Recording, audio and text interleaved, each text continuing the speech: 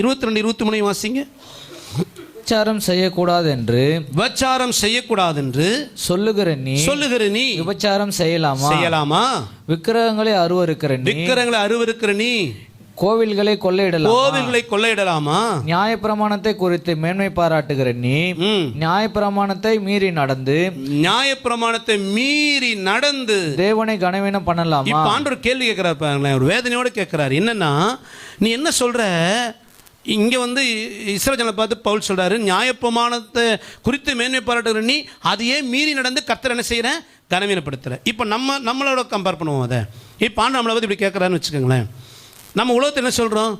ஜீவனுள்ள தேவனை ஆராதிக்கிறோம்.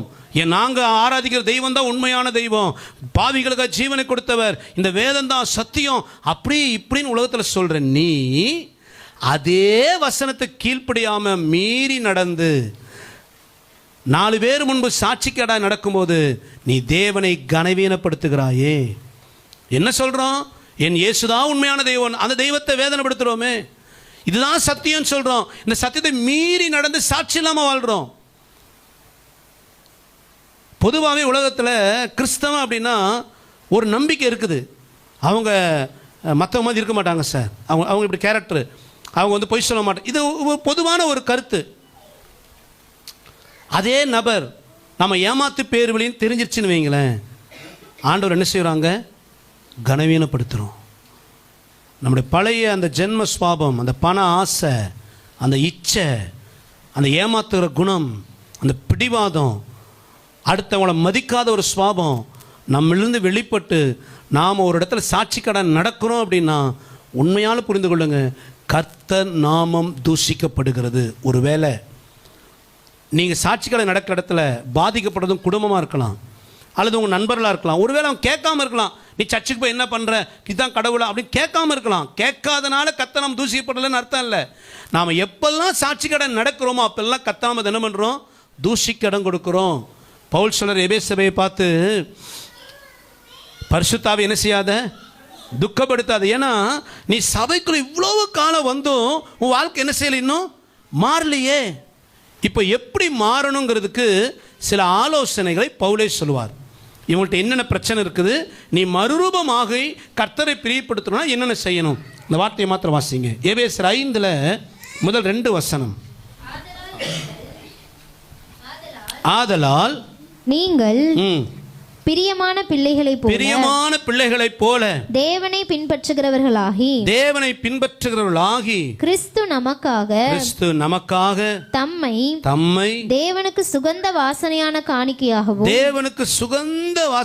காணிக்கையாகவும் பலியாகவும் ஒப்பு கொடுத்து நம்மில் அன்பு கூர்ந்தது போல நீங்களும் அன்பிலே நடந்து கொள்ளுங்கள். நீங்களும் அன்பிலே சொல்லுங்களேன், நீங்களும் அன்பிலே.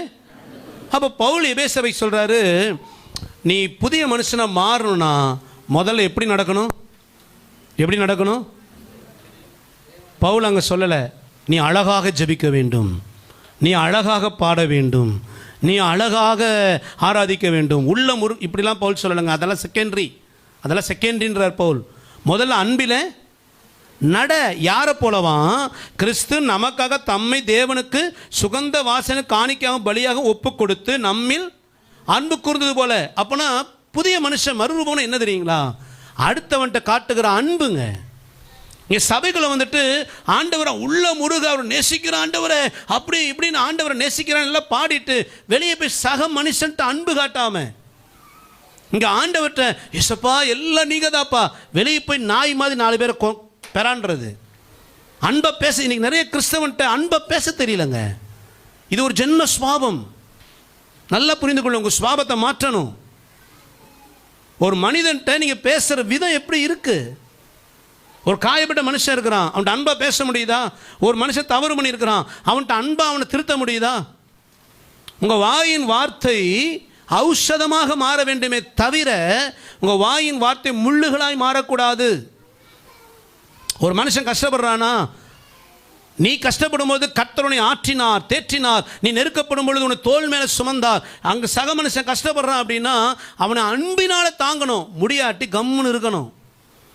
கூட வேலை செய்கிறவங்க புத்தீனமாக நடக்கிறாங்களா, நீயும் புத்தியினன் தான், ஞானிகளை வெட்கப்படுத்தும்படி பைத்தியமாக நம்ம தெரிஞ்ச நம்ம பெரிய ஞானிகள் அல்ல. ஒருத்தன் புத்தீனமாக நடக்கும் பொழுது நம்மிடத்துல ஏசு அன்பு காட்டினாரே, அவன்கிட்ட அன்பு காட்டணும்.